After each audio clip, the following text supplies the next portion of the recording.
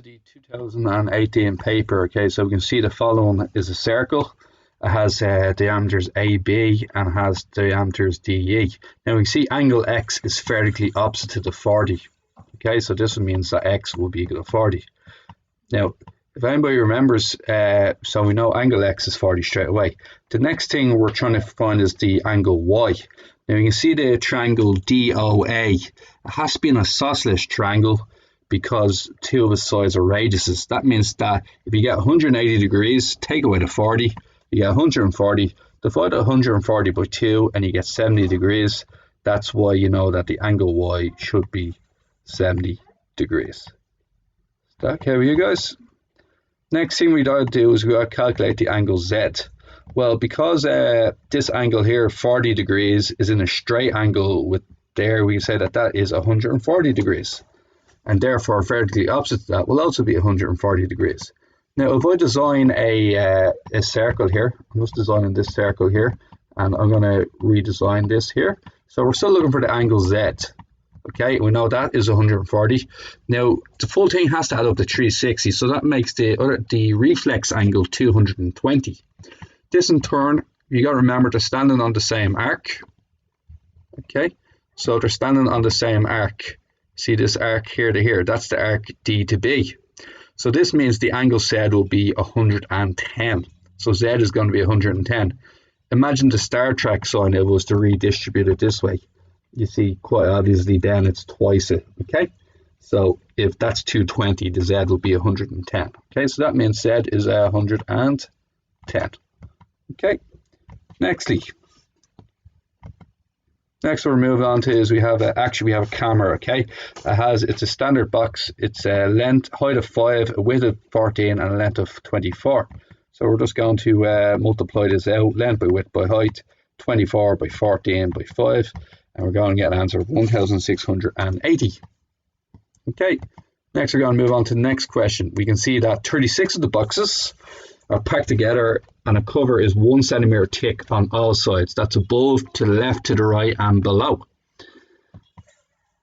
So what we're going to do is we're going to start with the height. Now there's 4 times 5 which is 20, but then there's a 1 top and bottom. So this is going to make the height equal to 22. Then when we look at the width, it's 3 14s which adds to give it 42, but then we got the 1 centimeter thickness either side to make the width 44.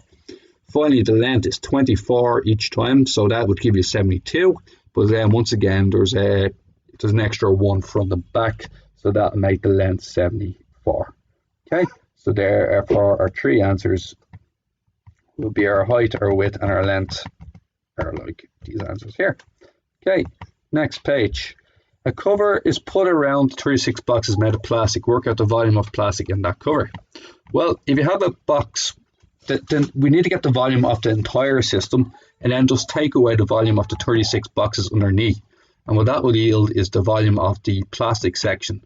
So first of all, we're going to multiply our height of 22, our width of 44, and our length of 74 from the last question to get 71,632 centimeters cubed.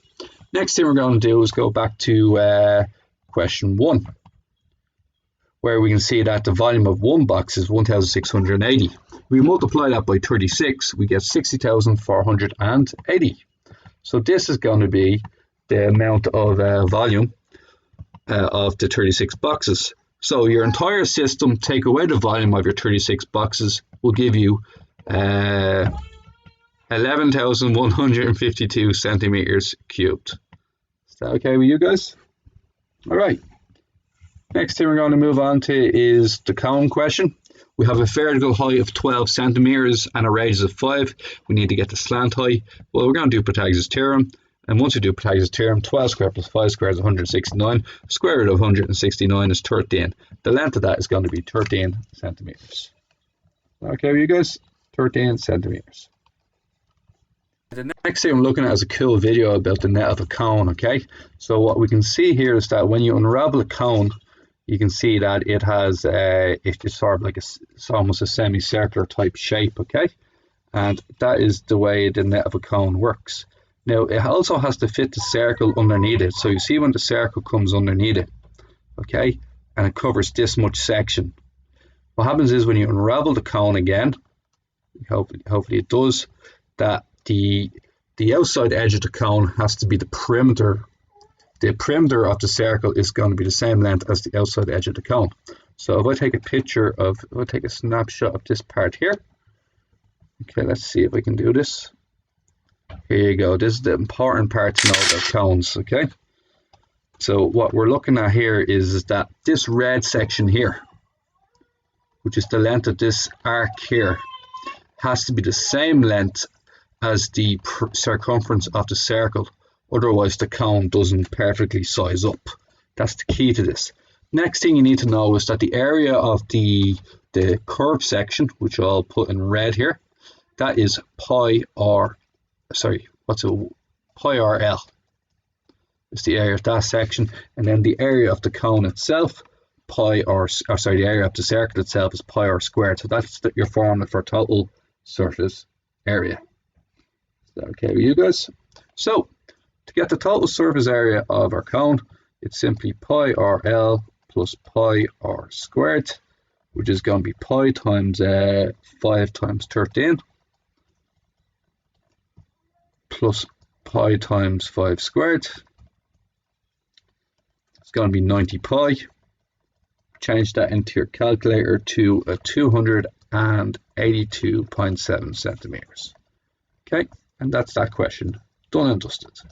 Now, next question. The net of this cone is made up of two parts, a circle and a sector. There's your sector, there's your circle. Complete the table by filling in each of the 4 missing measurements. Give values in centimeters, correct to 1 decimal place where necessary. Okay, it wants the radius of this circle. Well, the radius of this circle is got to be 5. Now, if we go back to our last question, okay, and we go back to our video from earlier, look at what happens when you unravel the cone. Okay, its radius is basically the height, the length of the cone. Okay, so we know that the length of the cone in our question is 13. So that means this radius here is actually much larger. So the radius of this one is actually 13. Okay, now we have to get the circumference. The circumference is 2 pi r. So you got to get 2 multiplied by pi multiplied by 5. Put all that into the calculator and you get 31.4 centimeters. Now,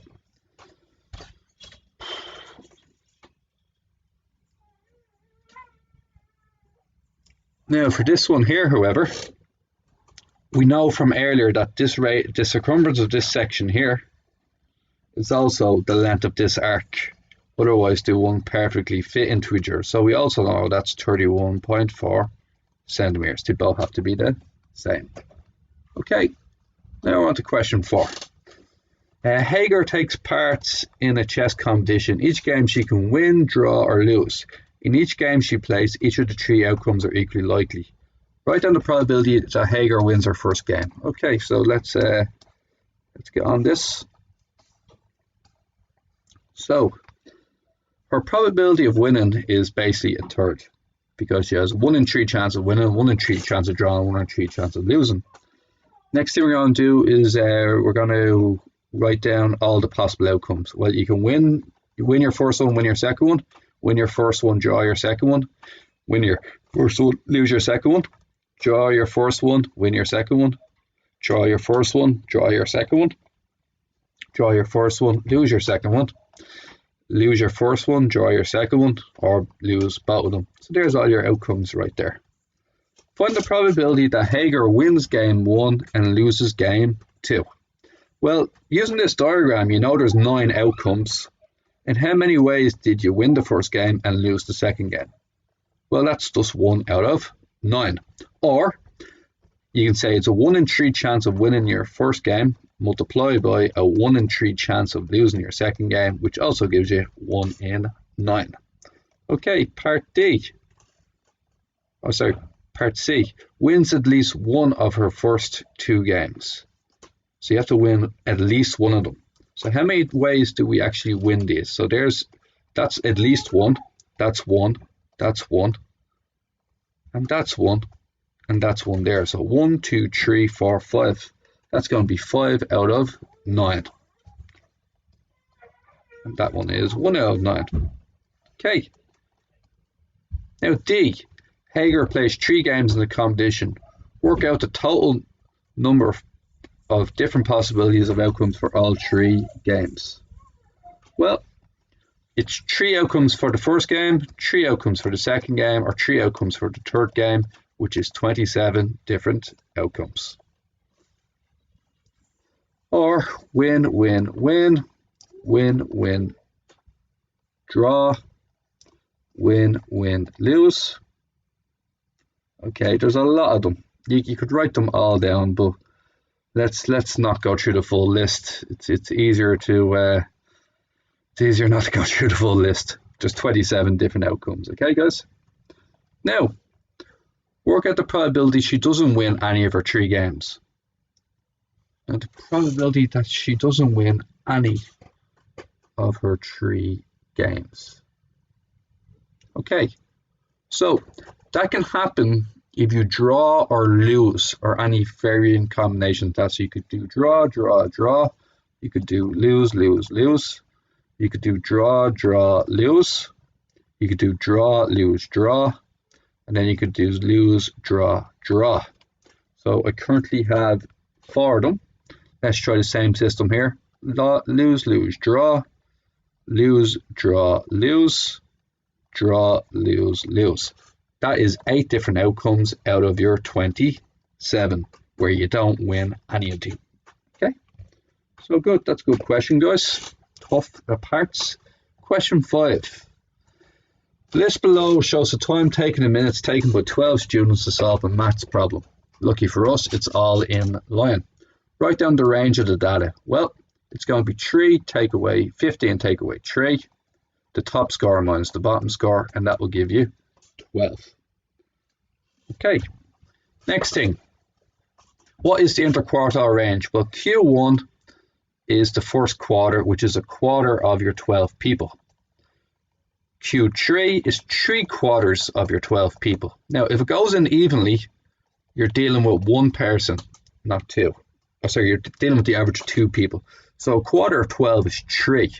So this means you need to get the average of the 3rd and the 4th person. And then 3/4 of 12 is 9th. So this means you need to get the average of the 9th and the 10th.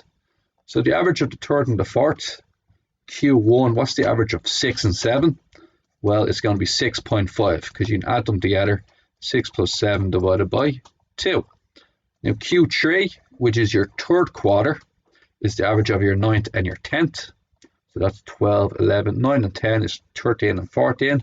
Add 13 and 14 together, divide by 2, and the answer would be 13.5.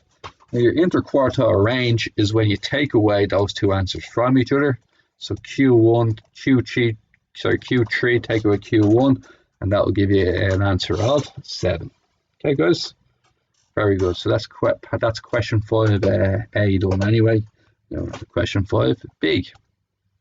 So we're given a histogram, okay, and we're asked a couple of questions about these histograms. Okay, so for those who don't know what a histogram is, it's basically reports on, I'm trying to think of something here.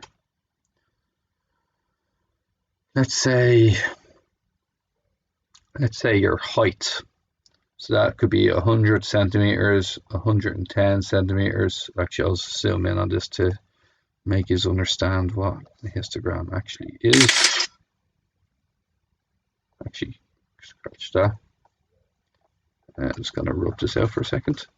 Okay, so I'm trying to explain, just for those of you that don't remember what a histogram does. Basically like this. If you had a height in your school, okay, and you said 100 centimeters, 110, 120, primary school for argument's sake, 140, 150, 160, 170, and 180, okay. Let's say we're all relatively short here, okay. Now, if you're bigger than 100 but smaller than 110, you'll count in here. And for argument's sake, let's say there's 11 people that are in between 100 and but smaller than 110. Then you can say there's 10 people that are bigger than 110 but smaller than 120. Then we could say, oh look, it's 13 people that are bigger than 120 but smaller than 130. 9 people in between 130 and 140. And 140 and 150 could be 14 people. 150 to 160. Frequency means how many are in that range, okay? So you can see distributions can be different every time. Okay, so this one's like 11, this one's a bit lower, like 12, and this one's like the 9, okay? So we can see the way every height has different popularity in the school. Okay, 11 people, 100 to 110, well, only 9 people are 170 to 180. That's what histogram basically represents. It could be heights, could be any score, it could be IQs, scores an exam, you name it, it does it. Okay, now, each of the histograms above matches one of these statements in the table below. Write A, B, or C in the correct places in the tables to show which histogram makes each statement. Interquartile range equals 1/4 of range. Okay, interquartile range equals half of range, and interquartile range equals 3/4 of range. Okay, we'll give this a go, okay? Now please remember what interquartile range means again, okay? If you have 100 people, so let's say for argument's sake, every single one of these diagrams has 100 people in total. So the sum of all the individual bars has to add up to 100. So for example's sake, say that was 25, that was 25. Sorry, that's a bit high. We'll go a bit less than that. So imagine this one's 20 and that's 20. That's 15 and that's 15. That's 5 and that's 5. So does that work out? That's 35, 35, that's 70, that's 80. She might make that last one a bit bigger. Actually, sorry guys, just trying to get the best feel for this one. Imagine that's 18 and that's 18, so that's 38 here, 38 people here, that's 76 people. Okay, 76 people. For argument's sake, we'll say that's 8 people and 8 people, so 76 plus 16 is 92 people, and then just for argument's sake, that's 5 and 3 people down the bottom here, okay? Now, in a case like this, where is, and for argument's sake, I'm going to make numbers for the bottom. Once again, we'll go from, let's say, 0 all the way to 50. 50 is the top score per se, and 0 is the bottom score. So you can say the range is arguably 50, okay? Now, what you're looking at here, guys, is essentially, where is your interquartile range? Well, a quarter of 100 will be your 25th person and your average of your 25th and your 26th person, which are both located in this region here. Okay? And then likewise, 3/4 of 100 people will be located in your 75th and 76th person on your list, and your 75th and 76th person on the list will be in here, because your first 20 is here, then below this mark is your first 38, below this mark, to the left of this mark, is your first 46, your first 51, your first 54, your first 62, and then your first 80 people. Okay, so somewhere in between 52 and 80 is in this region here. So we can see the difference between the two blue lines is quite close to the length of the distance between the front and the start. Okay, so I would argue that 3/4 of the range has got to be histogram C. Now the exact opposite can be made true for the second histogram. If I was to put some numbers here, let's say I said that was 20, and here's my two 18s again. Okay, just get rid of all this. Now it's still 0 to 50 like last time. Still 0 to 50 like last time. Okay, I suppose we'll put these two as 10s. Oh, can't put that one as a 10. Actually, we need to make these higher this time. Let's go for 30, 25, 25. That puts me at 80. For argument's sake, I know I'm just pulling numbers out mid-air here, 8 and 6. So if that's 80, that's 94. 94, which means I'll put that as 1, that is 2. 94, and then that one as a 3, okay? So something like this, guys. Now, in this case, where is your interquartile range? It's at number 25 and number 26 again. Where are number 25 and 26 located? They're located somewhere in this region, because the first 4 are here, the first 12 are here, so it's in here. So you can see it's got quite narrow. And then finally, where is 75 and 76? Well, this is basically, this area here is 99 and 100. So see the last 8 people, there's 92 people below that. So 75 and 76, number 75 and 76 will be somewhere in here. And we see that that narrows the range drastically. So that would mean that's histogram B. And process of elimination means this one must be histogram A. Okay, guys. Difficult question. Justify your answer for histogram B. Histogram B. Okay, so what we can say is most of the data, we can see that most of the data is grouped near the quarter of the range. Histogram B. Most of the data is grouped near the middle. Okay, so this is why. So the middle 50% will be squashed into the smallest interval relative to the range. So the middle 50% is squashed together. Okay, so that's what we're going to go with there. Most of the data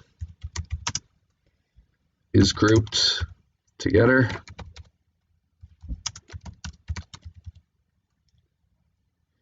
Near the middle.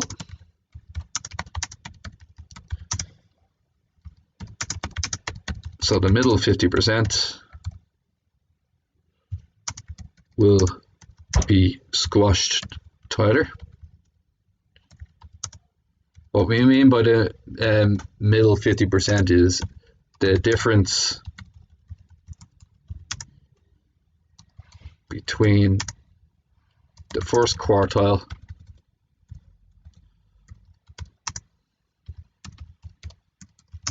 and the third quartile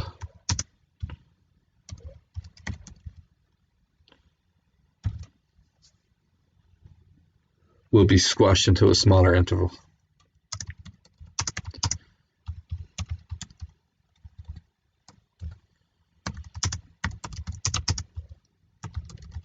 Interval relative to the range. That was a tough question, guys. Looked easy, but it wasn't. Okay, enjoy. Next one, question 6. Now, the mean weight of the girl's bag was 8.6, the correct one decimal place. Work out the mean weight of the boy's bag contains correct one decimal place. Look, guys, you're going to have to add all these up together. Okay, you're going to have to add all the boys' bags up together and get the total weight. Now the total weight is 122.2 kilograms when you add it all together. There's 14 lads in that list, so that means the boys' bags are 8.7 kilograms. Okay, so that's part A done. Use the data in the table above to complete the following frequency table. Okay, so essentially what we have to do is find the number of girls' bags between 5 and 6. That is bigger than 5, smaller than 6. Bigger than 6, smaller than 7. 6 and bigger but smaller than 7. 7 and bigger but smaller than 8. 8 and bigger but smaller than 9. Okay, you get the gist. Go back here. Okay, we see one girl bag underneath the 6 mark, and we see one boy bag underneath the 6 mark. So that'll be a 1 and a 1. In between 7 and 8, well, how many girls' bags do in between 7 and bigger, but then smaller than 8? There we go there. 7.6 and 7.8, so that's 2. 2 for the girls. And then in the boys section, how many are between 7 and 8? We just see the 1 there. So guys, you know how to fill this table in. I'm just going to keep going now. So there's 3, 4, 7, 6, 0, 1, 1, 0. Now, if you aren't sure, a quick check is to add a cross. And if you don't get 14 in each section, you're in trouble. Because there's 14 girls and 14 guys to my knowledge. Oh no, there's 16 girls, sorry, my fault. 16 girls, 14 boys. So the girls, which is the top line, should add up to 16 when you do it properly. Okay, so here you go. Here, add all the blue section up. If you don't add up to 16, something's gone wrong. Okay, excellent. Now, Owen says, in general, the girls took heavier bags than the boys did. Based on the data above, is Owen correct? Give a reason for your answer. Okay, girls took heavier bags than the boys did. No, Owen is not correct.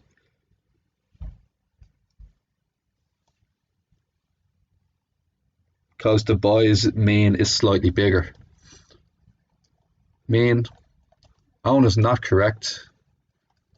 Because the mean of the boys' bags is larger.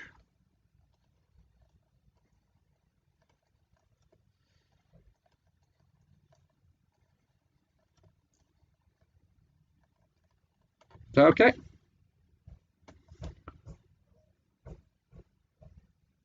Okay.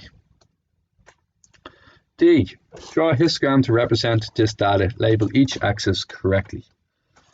Okay, great stuff. Now, call that 0 to 5, 5 to 10, 10 to 15, 15 to 20, 20 to 25, and 25 to 30. Basically, it's a question about the length of time it took them to get through the security. 0 to 5 means 0 but below 5. 5 to 10 means 5 and above but below 10. Okay, we see that we have to go to a maximum of 11. So once again, I can probably go up in twos here. 2, 4, 6, 8, 10, and 12. Okay, great. Now I just need to draw in my shapes. So the first one was 4, which is here to here. Second one was 8, which is here to here. Next one is 11, which is here to here. Then 15 to 20 was 6, which is here to here. 20 to 25 actually had nobody there. So nothing between 20 and 25. And 25 to 30 was 1. So once again, oh, sorry, got ahead of myself there. This part here, sorry, my fault, guys. All right, great. Now, use the mid-interval values to estimate the mean amount of money spent. Give your answer in euro correct and nearest sense. So mid-interval means take the middle of the interval. 0 plus 5 divided by 2 is 2.5. 5 plus 10 is 15. 15 divided by 2 is €7.50. 10 plus 20, 30. 30 divided by 5 is 15. Oh, sorry, that's 15. My fault. And then next one is 20 plus 30 divided by 2, which is 25. And then 30 plus 50 is 80. 80 divided by 2 is 40. 50 plus, that's going to be 75. Then 250 divided by 2 is 125. And we've got to calculate the total amount of money. It's total money divided by total people to get the mean using this method. Okay, so how many people was there in total? 5 plus 4 plus 7 plus 8 plus 3 plus 1 plus 2. It's the 14 girls and 16 lads. So that's going to be 30 people. Okay, next part we're going to have to do is going to have to multiply this out. So 5 times 5 multiplied by 2.5 is €12. 12.5. €7.50 multiplied by 4 is €30. 7 times 15 is 105. 25 times 8 is 200. 30 times 4 is 120. 75 times 1 is simply 75. And finally 125 times 2 is 250. Now, we multiply these together. Sorry, we multiply, add them all out. You get €792.50 divided by the 30 people that are actually here. And to the nearest cent, it's €26.42. Okay. And this is the amount of money, this is an average for the amount of money the students spent at the airport. Okay. F. Use the values in the table to estimate the median amount of money spent as accurately as you can. Justify your answer. Remember, there's 30 students in total. If there's 30 students in total, we're looking for the 15th plus 16th value. And we're going to average them out, because 30 divided by 2 is 15. Okay, so it's the average of the 15th and 16th person. Okay. So, if you look at the numbers here, we just get rid of all this. The first 9 people, sorry, the first 5 people are here. The first 9 people are below €10. And then there's 17 people here. So that's 9 plus 7. The first 16 people spend below €20. But the 15th and the 16th person must be the 2 people that are closest to the €20. So the median must be somewhere in there. So I would bias the median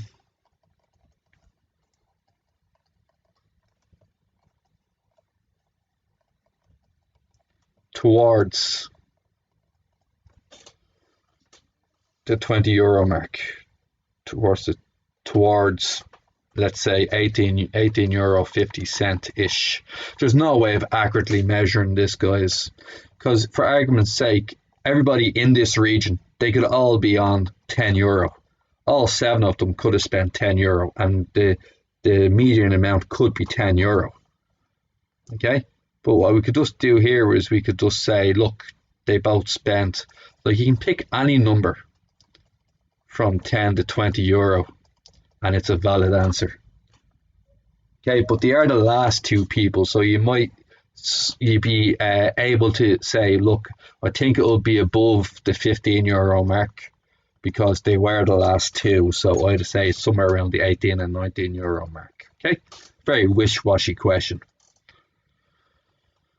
Now, if you have a slope, write down the angle between the lines J and N. Well, if one is perpendicular to the other, it's got to be 90 degrees. If one's perpendicular to the other, it's got to be 90 degrees all day long. The line N goes through the point 6 minus 1. Write down an equation of the line N. You do not need to simplify your answer. Okay, so which one's N again? N is perpendicular to J. So the slope of N has to be turn J's slope upside down to get 5/2, change the sign. So it's got to be a slope of minus 5/2. Use the equation of a line formula, because it says find the equation of the line. Use a point that's on the line. You know that 6 minus 1 is on the line. So now it's going to be y minus 1 equals minus 5/2 into x minus x1, which is 6. So it's going to be y plus 1 equals minus 5 times that, which is going to be minus 5x plus 30, all divided by the 2. The 2 is division on the right, which will make it multiplication on the left. When you grab this 2 here and bring it up, and then we need to move everything to one side. So bring it over and we get 5x plus 2y. Oh, sorry, you don't need to simplify it, but I'm going to simplify it. I like simplifying stuff. So bring 30 over your side and you get minus 28 equals 0. That'd be my answer, okay?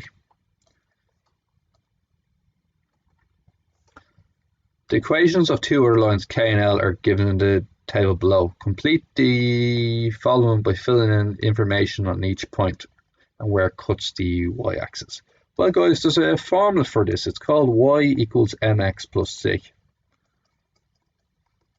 So what this basically says is if I have an equation like this, something like 2x plus 5, what that will essentially mean is that when I draw my xy axis, see the way y is on its own, y here, it's on its own. The c value is 5. That means that it crosses the y-axis at the point 0, 5. See the way there's a 2 in front of the x? This means it has a slope of 2, which means it goes up 2 for every one it goes across. And you can see that carries through all the way. Cross 1 up 2, cross 1 up 2, cross 1 up 2. Sorry, I think I drew that one slightly wrong. Let's go again. Cross 1 up 2, cross 1 up 2, cross 1 up 2. Yeah, something like that. Cross 1 up 2, cross 1 up 2. Okay, if I change this graph, and for argument's sake, I was to make that a minus 3x plus 6. This time it crosses at the point 0, 6. It was a minus 6, it'd be below it. But see the minus 3? The minus 3 means it goes down 3 and across 1. So it'd be like this. Down 3 across 1, down another 3 across 1. It looks something like that. Okay, so the key to using the formula y equals mx plus c is the ability to get y on its own. Well, in the first equation, it's quite easy. It's y equals 1x minus 1. So your slope is 1, and where it crosses the x-axis will be the point 0 minus 1, because your c value is minus 1. Now, in this question here, what we're going to do is we're going to get the y on its own. So we're going to bring the 2x to the left. So we're going to get minus 2x plus 6. Multiply both sides by minus. Divide both sides by 3. So we get 2 over 3. 6 divided by 3 is minus 2. You can see it crosses the c value is minus 2, so that would be 0 minus 2, and its slope will be 2 over 3. Okay, happy days. Use algebra to find the point of intersection of the line K and L. Well, this is what we call a simultaneous equation. We bring the x over to the other side, and we're going to get minus x plus y equals minus 1. Then we also have 2x minus 3y equals 6. Isolate the two numbers. We're going to get rid of this minus 3y would be taken out by a plus 3y. So if I multiply the top equation by 3, what should happen is I'll get minus 3x plus 3y equals minus 3. Then underneath I'll get 2x minus 3y equals 6. Going to add downwards. Minus 3x plus 2x is minus 1x. 6 minus 3 is 3. Multiply both sides by minus, and we get x equals minus 3. We can then sub it back in. So what's minus 3? We'll sub it into the top equation, which will be, we'll sub it into this equation here, right, the green equation. So we're going to replace it in, it's going to be minus 3, which is a plus 3, plus y equals minus 1. But then we know that we need to bring the 3 over the other side. It becomes a minus 3. So this means y must equal minus 1 minus 3, which is minus 4. This is the point minus 3 minus 4. Okay, now we're on to question 8. You know what? I think I'll pause it here for one.